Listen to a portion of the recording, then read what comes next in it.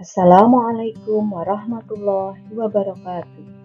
Salam dan bahagia selalu, Bapak Ibu Guru Penggerak.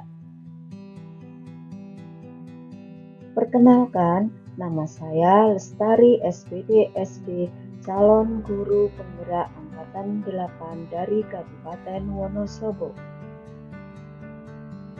Pada kesempatan ini, saya akan menyampaikan kesimpulan dan refleksi pemikiran Ki Hajar Dewantoro, Modul 1.1 Koneksi Antar Materi.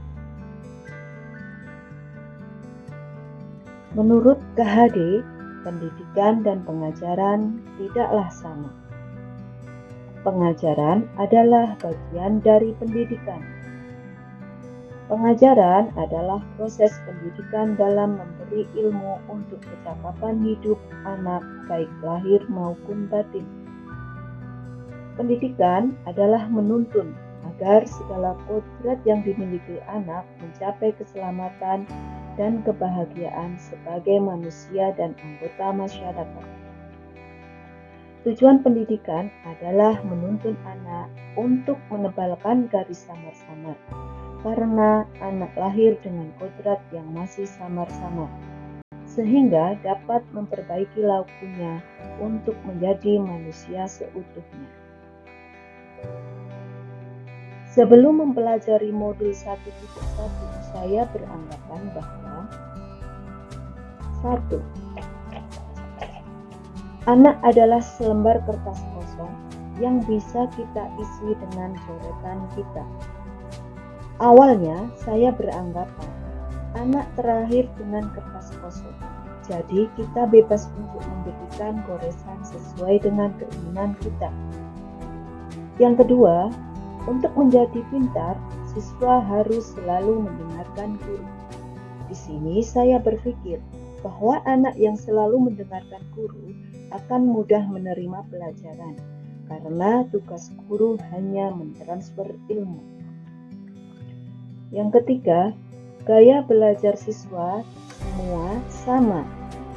Sebelum mempelajari modul ini, saya meyakini bahwa anak belajar dengan gaya yang sama, yaitu melihat dan mendengarkan.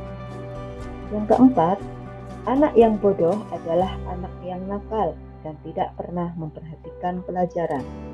Saya beranggapan bahwa anak yang nilai kognitifnya rendah biasanya anak yang nakal dan tidak pernah mendengarkan nasihat dari guru.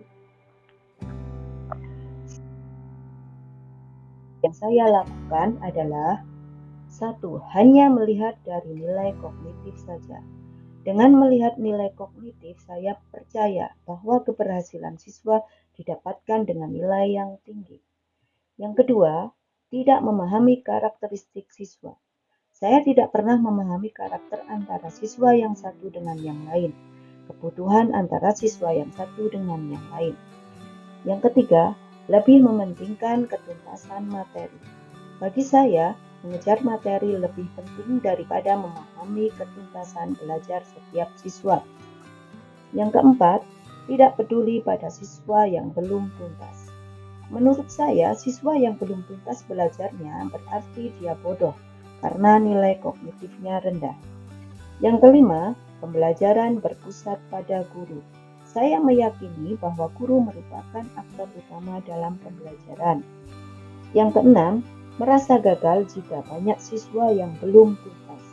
Terkadang saya merasa kecewa karena banyak siswa yang tidak tuntas dalam belajar, sehingga terkadang memicu emosi saya.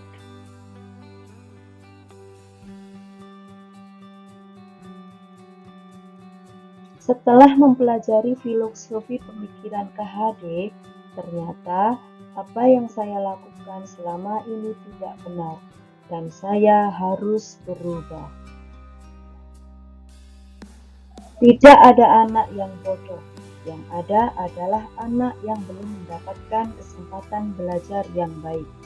Oleh sebab itu, pendidik harus menerapkan pemikiran KHD, yaitu 1. Pendidikan yang menuntun.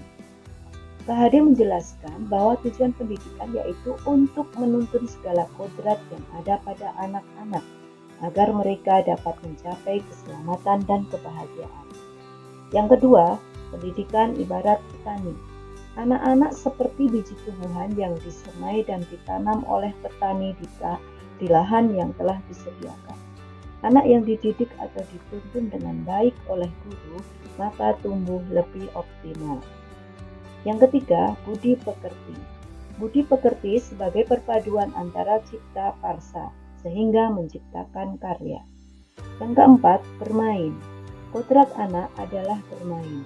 Dengan bermain dapat dikembangkan nilai-nilai karakter sebagai profil pelajar Pancasila. Yang kelima, pendidikan yang berpihak pada anak.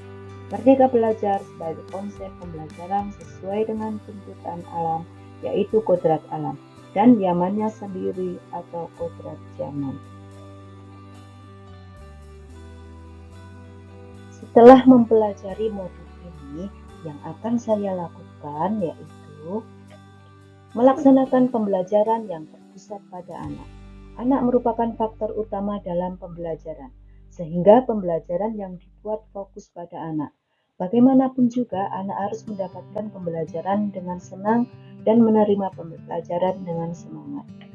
Yang kedua, menggunakan berbagai pendekatan dalam pembelajaran sesuai dengan karakteristik siswa, sehingga pendidikan yang berhamba pada anak akan terwujud. Anak terlahir dengan keunikan masing-masing. Sebagai pendidik, kita harus memahami kodratnya, menerimanya dan menuntunnya, agar baik kelakuannya. Yang ketiga, memanfaatkan sumber daya yang ada di lingkungan siswa untuk menuntun anak agar tumbuh dan berkembang sesuai kodrat alam dan kodrat zamannya. Memaksimalkan sumber daya yang ada di lingkungan sekitar dapat kita gunakan sebagai perantara siswa dalam belajar. Mereka akan senang belajar dengan alam sekitar. Yang keempat, melaksanakan pembelajaran kolaboratif, komunikatif, inovatif, dan reflektif agar student well-being bisa terwujud. Dengan menerapkan pembelajaran kolaboratif, siswa akan mampu bekerja sama. Komunikatif, mereka akan memiliki rasa ingin tahu dengan bertanya. Inovatif, mereka mampu bernalar kritis menciptakan sebuah karya. Dan reflektif, mampu memperbaiki diri, sehingga anak bisa selamat dan bahagia.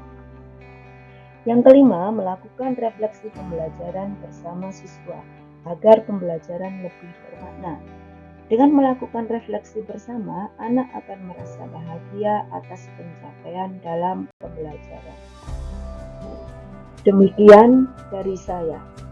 Sekian dan terima kasih. Semoga video ini bermanfaat. Salam guru penggerak. Assalamualaikum warahmatullahi wabarakatuh.